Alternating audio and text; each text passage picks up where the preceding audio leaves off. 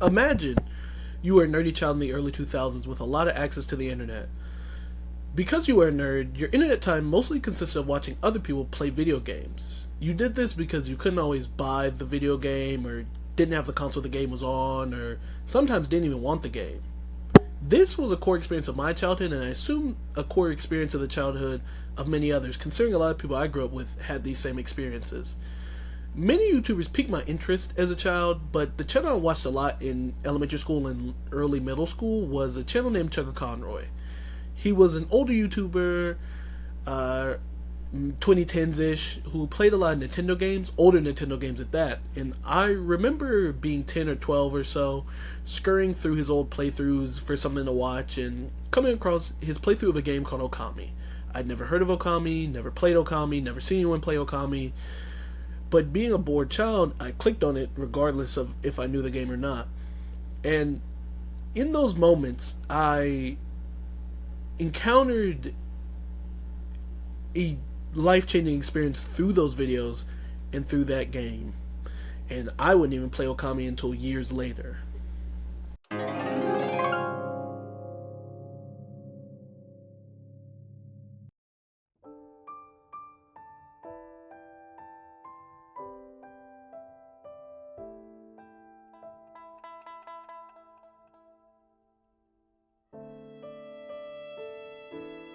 Like I said, it wouldn't be till years later when I actually played Okami, and by years, I mean years. I didn't actually play Okami until December of 2023 and didn't beat it until June of 2024.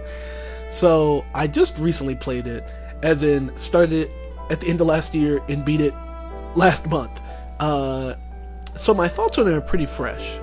Ultimately, Okami is a game that follows the sun god Amaterasu, who appears as a white wolf in the game, and the game throws the player into a beautiful world clearly inspired by Japanese culture, combined with a genuine love of art and nature. The whole world is clearly meant to follow the Sumi-e art style, and the gameplay centers painting, essentially. It's a little more complex than that, but that's the best way to describe the game. I'm about to get into spoilers, so skip ahead if you don't want to be spoiled. The game story is pretty simple. Amaterasu is a reincarnation of a wolf from 100 years ago named Shiranu.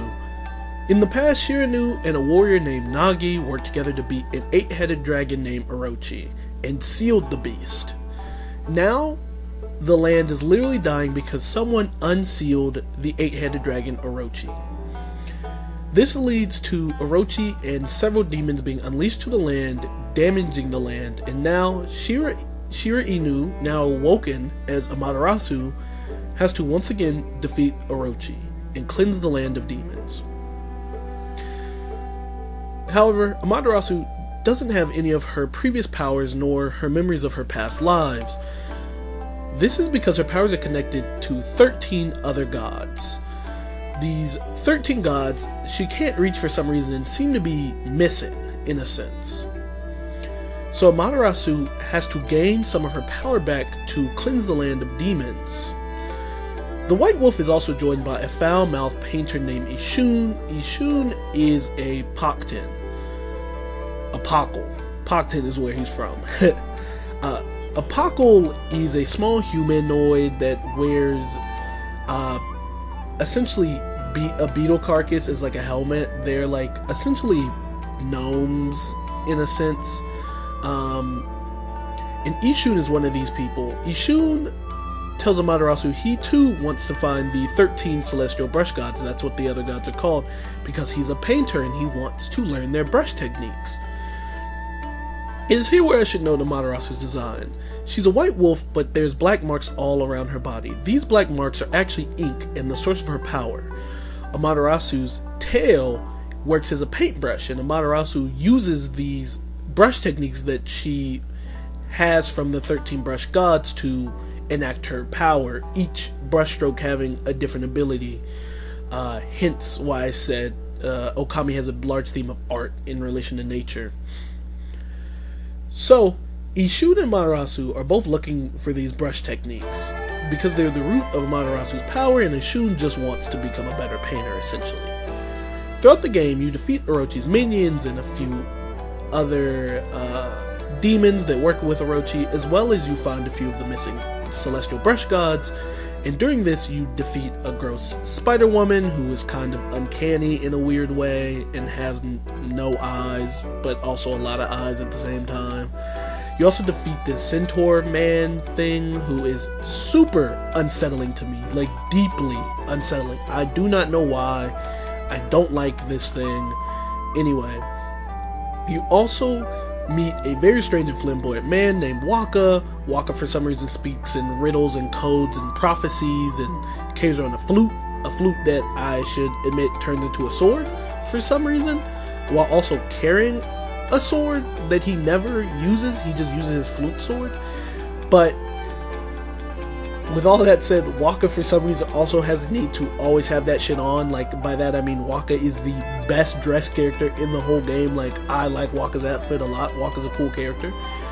But Waka doesn't really do anything but speak in riddles. Eventually, you finally get to Orochi, where the game's been building up to, and you defeat him with the help of Nagi's descendant, Susanoo. Susanoo is a weak-willed, wimpy character who turns out unsealed Orochi and has to redeem himself in a sorts to live up to his ancestor Nagi. And once you beat Orochi, it's revealed that Orochi is not the boss. Orochi has a boss. And defeating Orochi does not fully cleanse the demons from the land. So you have to keep traveling. In this, you will encounter new enemies. You encounter a sea dragon, a disease demon, a nine-tailed fox, and 2 owl robots. The sea dragon is actually good, and by good I mean the sea dragon is trying to fight for a sense of justice, while the other enemies you face are just enemies, and they are evil, and some of which are on par and implied to be equal of stature to Orochi. You meet Waka a bunch more times, and let me tell you, Waka has hands. He is really strong, but he's never beaten me because I'm a dog, literally. Amaterasu's a dog, and I was really good at the game, so I never lost. The game also is probably just really easy. But anyway, you finally make it to the late game, where you find a futuristic ship called the Ark of Yamato. This is a strangely advanced ship in comparison to the rest of Okami. Okami usually kind of just appears as feudalistic Japan, but not the Ark of Yamato. It almost is futuristic to us today. It is a spaceship, essentially, that looks like a regular ship. During this, you learn that the Ark of Yamato crashed from the heavens, and whatever is in charge of Orochi and the nine-tailed fox and the 2 owl demons is on the Ark of Yamato. So Amaterasu has to beat this thing. So Amaterasu gets ready to go on the boat with Ishun, but Ishun then reveals that he's not going. He doesn't want to do that. You found all 13 brush gods. Ishun knows the techniques, and Ishun's like, you're gonna have a great adventure, but I ain't going. This is where Waka appears again, and Waka essentially goes, you can't go anyway. This is not your destiny. And by then, Ishun's like, you're not gonna tell me what to do. So then Ishun decides to go. And then Ishun can't get on the ship because it's not his destiny. This is where Waka reveals that Ishun's destiny seems to be different. Ishun's course in the story is different, and that Waka and Amaterasu need to get on this ship and defeat whatever is on it.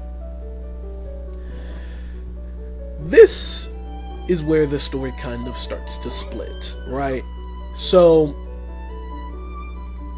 here Ishun goes around the world singing the praises of Amaterasu and trying to get people to support Amaterasu. This ties into one of the game's mechanics, praise. When you complete side quests or heal parts of nature or feed animals, you get praise. Praise is what it sounds like. It's the people giving you praise, but it gives Amaterasu extra power that she can use to level herself up. Ishun essentially goes around the world giving Amaterasu more praise so she has the strength to beat whatever is on this ship. Meanwhile, on the ship, you learn that Waka thousands of years ago flew the Ark of Yamato to the celestial plane where the gods were, from his native plane, the lunar realm. And when he did this, he didn't know demons were on the ship, so he brought these evil beings to the celestial plane, and naturally they started killing all of these gods and these celestials. The celestials try to escape back on the Ark of Yamato, trying to leave, but they didn't realize that the demons came from the ship, so therefore they're on the ship. So everybody on the ship dies, except assumably Waka and Amaterasu. It's kind of ambiguous whether Waka definitely survives, but it's kind of ambiguous whether Amaterasu survives or that she dies and just keeps reincarnating. But either way, the ship crashes into the mortal realm where the game takes place. And once it crashes, the demons leave the ship and try to take over the mortal realm. This kind of leads to the plot of Okami and also what Shiranu had to face, as well as Amaterasu and Waka, what Waka's been dealing with, and explains all the cryptic language Waka's been speaking in and why he keeps telling Amaterasu that he knows her and blah blah blah. So then we meet the final boss, Yami. Yami, literally meaning darkness, is this ball, this mechanical ball that you have to fight. And Yami is tough in the sense of the story. He's not that hard of a boss in the grand scheme of things, but in terms of the story, Amaterasu almost loses twice. If it wasn't for Ishun collecting a lot of praise for the goddess, she likely wouldn't have been able to win. But Amaterasu is able to defeat Yami, and Waka tells them as in Amaterasu, that they need to return to the celestial plane and watch over the mortal realm like she was supposed to before Waka killed everybody with demons on accident. So that's where Amaterasu and Waka go while on the Ark of Yamato. They head back to the celestial plane with the plan to watch over the mortal realm and protect it from future evil. That is the story of Okami.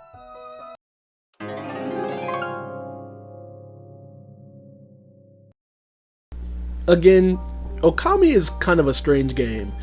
Its themes are strange and hard to understand at first. The story is quite difficult to piece together. I only could piece it together because when I was a kid I watched a playthrough of it. I vaguely knew where the story was going.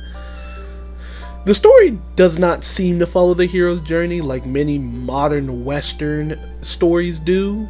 The hero's journey, for those who don't know, sometimes called the monomyth, is an idea created by a scholar named Joseph Cambell. Cambell argued in his work, The Hero with a Thousand Faces, that every story, myth, or legend follows a specific cyclical story structure or formula.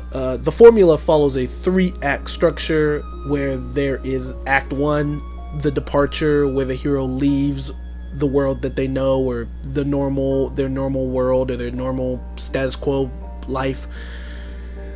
Act 2 is initiation. This is where the hero engages in danger and there's conflict or inner conflict or outer conflict, so on and so forth. And then Act 3 is called return, where the hero goes back to the normal world or creates a new normal of sorts. Each act also has specific subparts that are in it. Joseph Cambell kind of coins 17, but he states that every story follows the 3 acts, but not every story has all 17 parts. So do with that as you will. This formula has been praised in the West, since many believe that Campbell's monomyth is true, and therefore Campbell's formula can be applied to every story. Like, every story follows the monomyth, according to Joseph Cambell and his fanboys and fangirls, fan people. So writers who really like Joseph Cambell believe that a good story should either follow the monomyth like down to the letter, or believe that it should subvert the monomyth, which would be impossible if you believe the monomyth to be true. You can't subvert something that implies that every story ever follows this formula. But anyway, this is how we get Star Wars. George Lucas is a fan of Joseph Cambell and followed the monomyth. I encourage you all to watch Jesse Gender's video, The Decaying Monomyth, which is all about Star Wars and the monomyth, and it gives way more information than I have time to cover about Joseph Cambell and the monomyth in Star Wars and in pop culture. So, for me, I'm just going to cover the basics. My discussion of Joseph Cambell, a scholar who I'm not the biggest fan of, and his monomyth are for a later video. This video is about Okami and figuring out how Okami as a story works. So let's break down why Okami doesn't follow the monomyth. Cambell states that the first act is the departure. Cambell states that the departure can start off with a blunder. He states this in The Hero with Many Faces, 1,000 Faces, whatever the book is called. It's on the screen. Amaterasu does enter the story because of a blunder. Susanoo accidentally unseals Orochi, trying to prove to himself that he's as brave as his ancestor. That is a blunder. So that part checks out. Cambell also states that there's a call to adventure. That's the first sub-part of Act 1, a call to adventure. Amaterasu does get a call to adventure by the spirit Sakuya and Ishun. But other than that, the hero's journey starts to fall apart if you really break down. As Joseph Cambell says this: "The call rings up the curtain, always, on a mystery of transfiguration, a rite or a moment of spiritual passage, which when complete amounts to a dying and a birth. The familiar life horizon has outgrown the old concepts, ideals, and emotional patterns that no longer fit." This is almost the story of Okami, except Amaterasu is born shortly after Orochimaru is unsealed, like immediately reincarnates shortly after. Therefore, there's a birth, but the dying happened thousands of years ago when Shiranu died the first time. There's dying and rebirth in the land and for the people, but not for the hero of the game. Amaterasu just experiences a birth. There's no concepts, ideals, or emotional patterns to outgrow. She just came into existence again. There's really no real departure. There's no leaving the normal for the unknown for Amaterasu. Everything is equally unknown and known, just like a child exploring the world for the first time. And Amaterasu has none of her previous memories, so all of this is both new and not new. The monomyth doesn't seem to fully work with a reincarnation story, at least in the sense of Amaterasu. I would argue some of the other characters kind of follow the hero's journey, like Ishun and Susanoo and a few of the other mortals you meet definitely are forced to leave the known into the unknown, and so on and so forth, and depart from their normal life. But since the departure doesn't really follow the normal hero's journey, neither does the return. Amaterasu doesn't return to a new normal. Amaterasu goes to a completely new. Going with Waka to the celestial plane to watch over the mortal realm. Amaterasu's never done this before. Even though her incarnations have, her previous incarnations, she's never done this. This is new. This is foreign. It's a new normal for the world, but it's not a new normal for her. She does not really go on the hero's journey in the sense of the West. The hero's journey is not what Okami is about. And I'm sure Cambell fans will be in my comments saying I've misunderstood the monomyth and that Okami is still part of the monomyth and blah blah blah blah.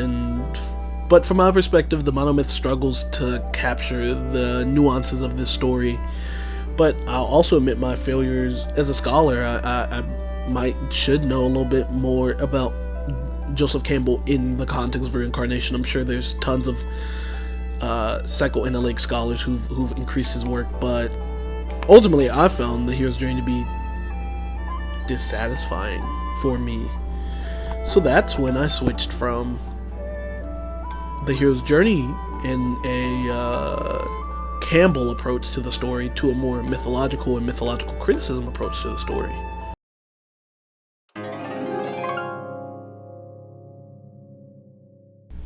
Mythological criticism, as I call it, is an analysis of literature and media from the perspective of myths and legends. it, like the monomyth, is a subsection of archetypical criticism, which is the analysis of literature using symbols and images and psychologist Carl Jung's archetypes to examine literature and media. Archetypical criticism in and of itself is a sub-branch of psychoanalytic criticism, which is the analysis of literature and media using a framework created by the psychoanalytics like Freud, Carl Jung, Jacques Lacan, and other psychologists of that ilk. But with the boring stuff covered, I want to talk about the mythological makeup of Okami. First, obviously, there are mythological references everywhere, and it starts with the 13 brush gods. The 13 gods are based off the 12 zodiac from East Asia. So there's a boar, a rat, a dragon, a snake, an ox, a horse, a sheep, a phoenix rooster, a rabbit, a tiger, and then there are 3 gods that represent one monkey. And in-game, they're technically one god, but also 3 gods, very complicated. But there are 3 gods because the monkeys also represent the concept see no evil, hear no evil, speak no evil. Then Amaterasu herself represents the dog in the zodiac. But as I'm sure you've guessed, there's 12 zodiac signs and 13 brush gods. How does that work? Well, the cat is the 13th brush god, which is a reference to the zodiac myth where the Jade Emperor on his birthday calls all the animals to have a race, and the first 12 that win get to become part of the zodiac. And the cat and the mouse, or the rat, are supposed to team up and wake up early and beat everyone, but the rat does not wake up the cat, and the cat loses the race. So it's kind of pays homage to that concept in East Asia, the zodiac myths. Outside of the gods, most of Okami reflects traditional Japanese religion, aka Shinto or Shintoism, depending on who you're talking to. I tend to just call it Shinto. Shinto centers the mystery of existence and has polytheistic and animistic qualities to it. Polytheism is the belief that there are many gods, and animism is the belief that essentially everything has a soul or a living spirit or some type of nature that causes it to be quote-unquote alive. Okami refers to the Japanese term kami, which is in reference to the Shinto faith. Kami just means like a divine deity. In the West, we'd probably say a god, but kami are a little more complex than that. But they are divine. And a lot of the characters in Okami are named after kami, or gods, or divine deities. Amaterasu herself is not just the sun god in the game, but Amaterasu is the name of the sun god in Shinto belief. Susanoo is named after the god of storms and the brother of the mythological Amaterasu. Messing up all my words today. In mythology, Susanoo also slays the Yamato no Orochi, or the 8-headed serpent, which the Orochi is based off of. Nagi, Susanoo's ancestor, is in reference to Izanagi, and his wife/girlfriend in the game, Nami, is in reference to Izanami. Izanagi and Izanami, the two mythological characters that the in-game characters are based off of, are the creator gods of Shinto and create the Japanese islands and all the other gods. Ishun is based off of a Japanese folktale about a small boy about this big who fits in a bowl and uses I'm losing the word, but his sword is like a toothpick. His sword's like the size of a toothpick. Like, it's this funny story about a small boy.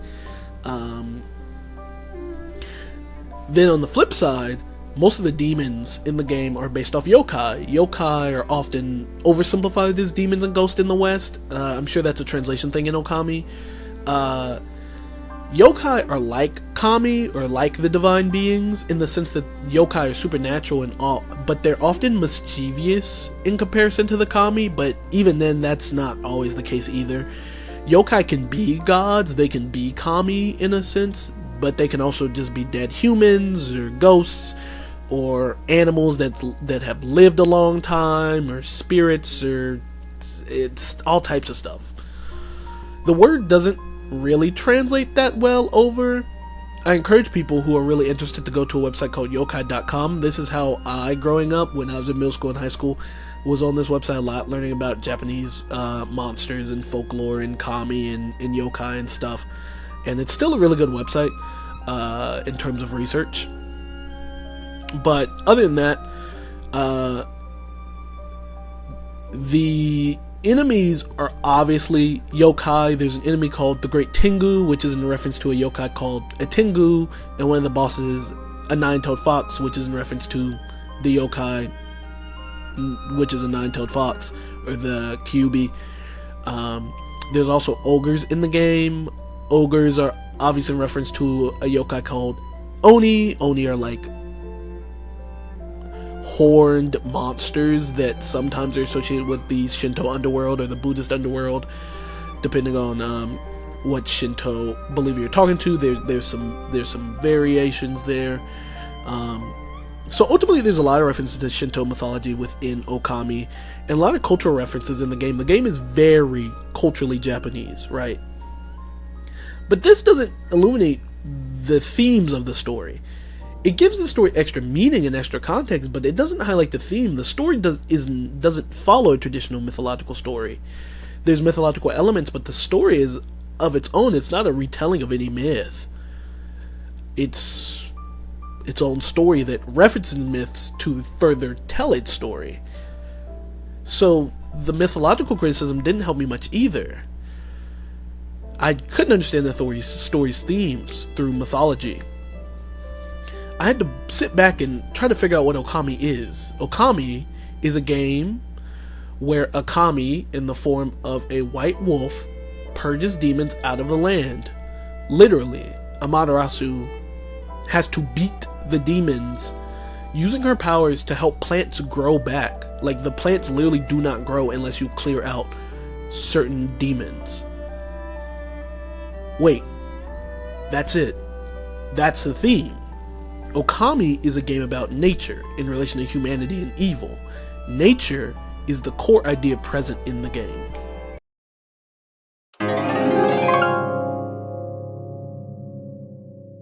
Once I realized that Okami was about nature and evil in relation to humanity, this is where my scholar hat popped back on, and I pulled out a criticism that I love, but I don't get to use it much. Mainly because it's still developing and I'm still learning about it, so I don't get to use it as much. But I thought immediately about eco-criticism. Eco-criticism is an analysis that employs a philosophical, scientific, and cultural understanding of nature to better understand media. Most people likely have never heard of eco-criticism unless you're like an English major, which I was and technically still am as I work to get a master's of English. But eco-criticism, not English, is rooted in this idea presented by Joseph Meeker in The Comedy of Survival, Studies in Literary Ecology. Joseph Meeker presents this idea of literary ecology, which centers the idea that humans are Earth's only creature that has literature, or he specifically says humans are Earth's only literary creature. Since literature is influential on the human species, it is therefore influential on the environment. Literature, and by extension media, can offer insights into humans' relationship with nature, and by extension, humans' relationship with each other. This is the start of eco-criticism. Okami is built around eco-criticism, and once I realized that, the pieces of the story became clearer. First off, Shinto as an influence is clear, like I've stated earlier. In Shinto, the spiritual world and the material world are deeply intertwined. Again, Shinto is an animistic religion. Everything has a spirit or a soul or some type of living force. In Shinto, nature shares the same essence as both the humans and the gods. Basically, in Shinto, nature, humanity, and divinity are equals. This is divorced from the Western perspective where the divine is way up here and humans are way here, and then nature is like way below us. Regardless of, like, most religions don't actually hold that nature is below humanity, but humans tend to argue that nature is below us and that divinity is above us. Most religions are actually a lot more complicated than that, but this is a simplification for now. In a future video, I'll cover nature in relation to religion. But in Okami, you're beating demons, right, to clean the land. And once you clear out specific demons in specific areas, the plants immediately start to grow back, the animals start to appear, and part of the game is feeding animals and healing nature.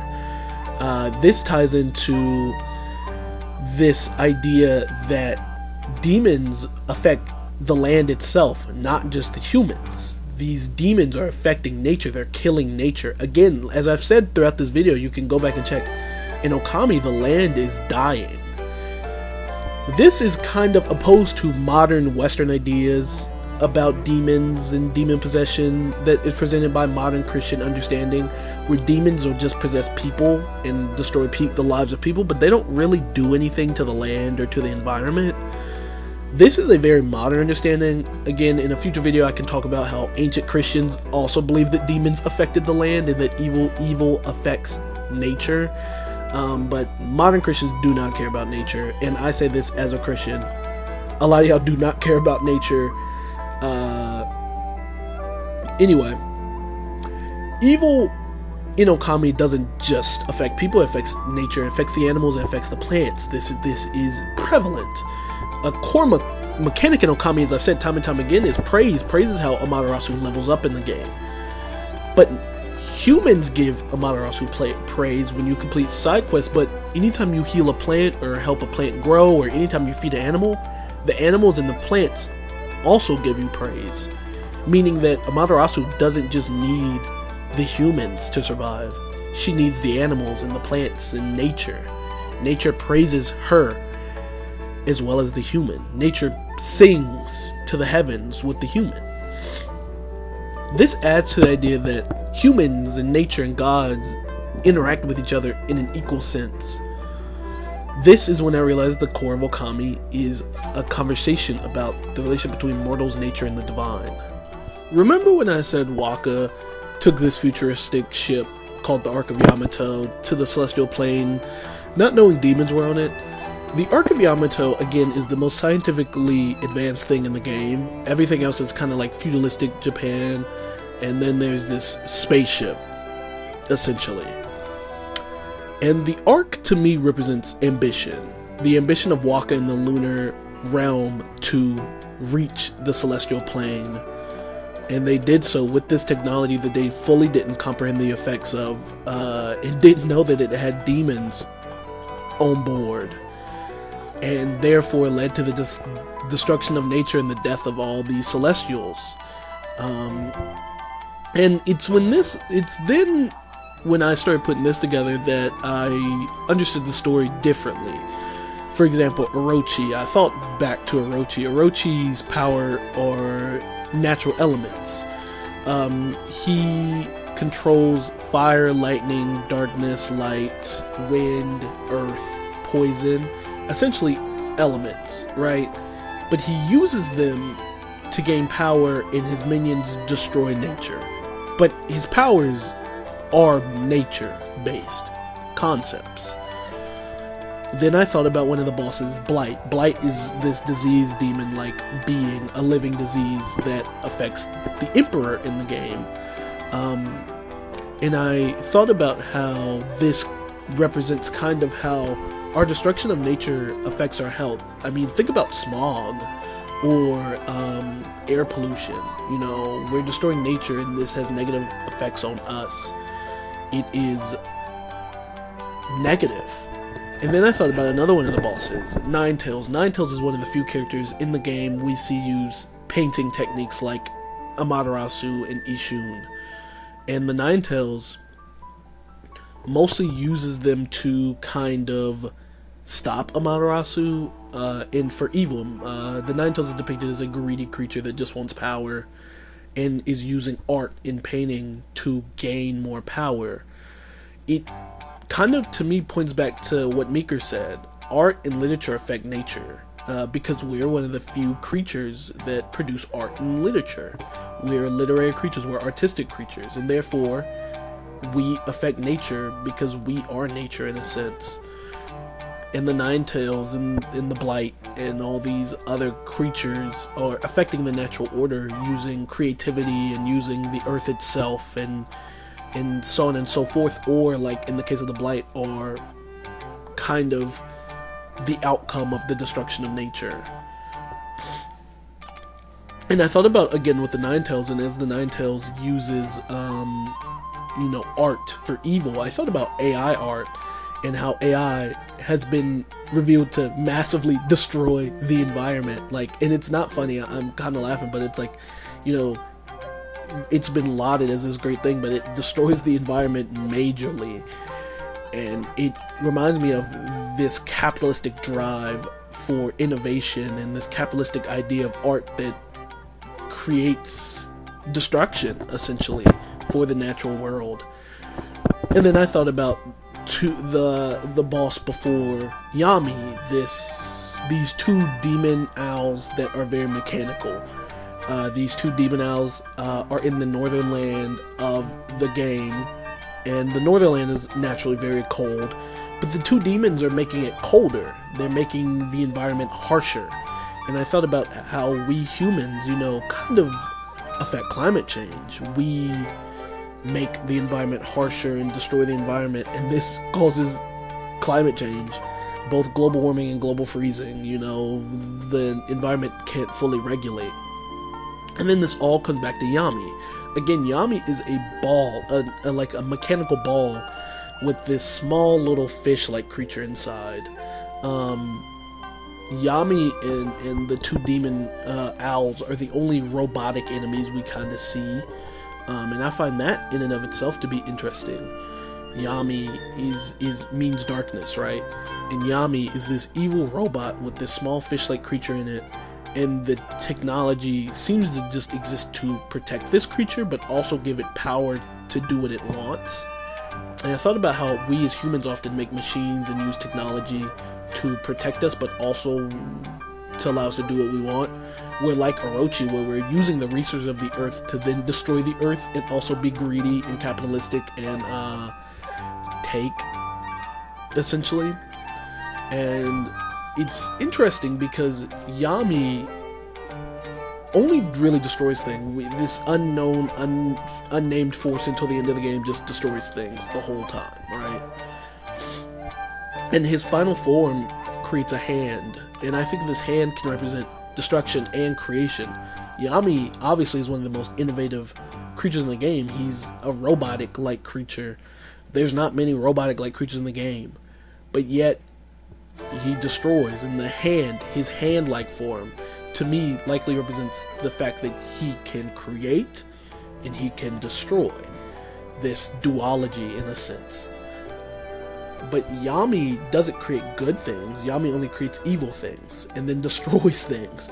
Yami's one of the few bosses, like enemies in the game that I can even think of, that literally destroys the environment as you're fighting them. Like, there's this move where Yami smashes onto the ground and it literally destroys the ground under him, and you can literally fall off if you run over it, right? No other enemy in the game does that. But it creates this dichotomy between Yami, or darkness, and Amy, which is the sun. Yami creates for evil and for greed and for power, and destroys so much and uses the earth's resources to destroy the land and controls all these demons, while Matarasu is also a creator. She's a painter. She paints. Her power is painting. She also heals the earth. She chooses to heal the earth. She is a creative. And, like, I say this to say, don't assume I'm a Luddite or someone who doesn't like technology. I like technology. I'm using a computer. I love cameras. I like my iPhone. Free the Congo, though, by the way. I don't think Okami's anti-technology either. I mean, it's a PS2 game that has been remastered for the PS4 and the Switch, and it has a sequel that's on the Switch.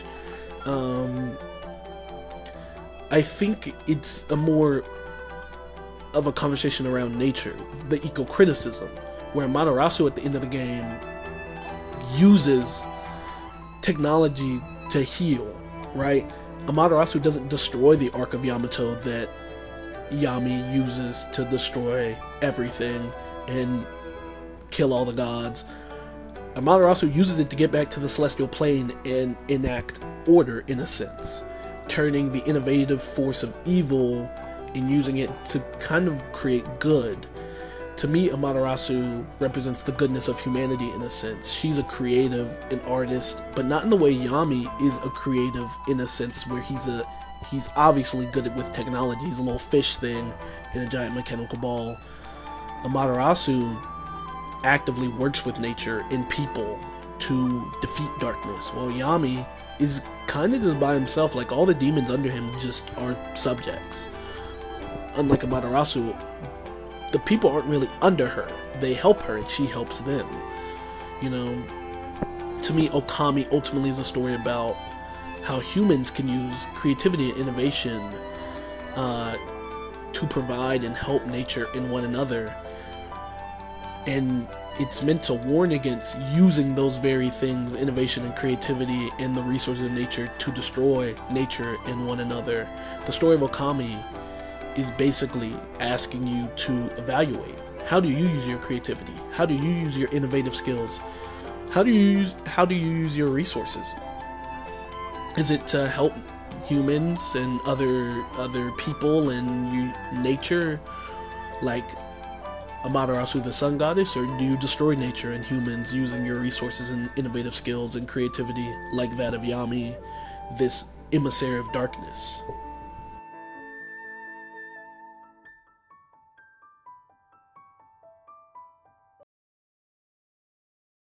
Well, this was my first YouTube video. I'm sure some of you could tell. Uh, I hope you enjoyed it. Please let me know your thoughts or any critiques, good faith critiques, in the comments, and follow for more, and subscribe if you can, to help me buy better equipment. I'm sure you can tell that the mic is not that great. It's a little frustrating. Here it is. Anyway, this is a new channel I'm working on. This is part of a series called Media Monday, where every Monday I'll analyze a piece of media, whether that be a book, a movie, a TV show, even a board game maybe, and talk about the media in relation to a specific theme. July's theme is environmentalism, ecology, and nature. I felt like it was a good theme considering that it is extremely hot outside due to climate change and factors that should be discussed. On Friday, I'll be putting out my first episode in a series called Philosophy Fridays. This will be a project that will explore philosophical topics and multidisciplinary topics from a philosophical approach. I hope to see you all there. Please continue to support, and I hope to be creating good stuff in the future. Thanks.